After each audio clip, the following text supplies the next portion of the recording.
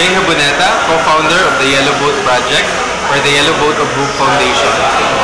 Our story started in Zamboanga City in October 2010 when I found out about the story of children who had to swim to school. So they had to wade through the waters or swim during high tide around 2 kilometers distance to get to their school. And so we started raising funds through online media to raise funds to build them a boat.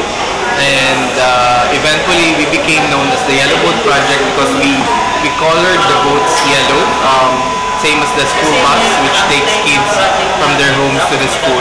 And right now we're present in 7 communities around the Philippines. Kasi nga, masugatan yung mga paalam dahil madaming bato doon sa amin. Nalulungkot po ang tatay namin. Kasi po, natatakot sila na malulog kami sa daan.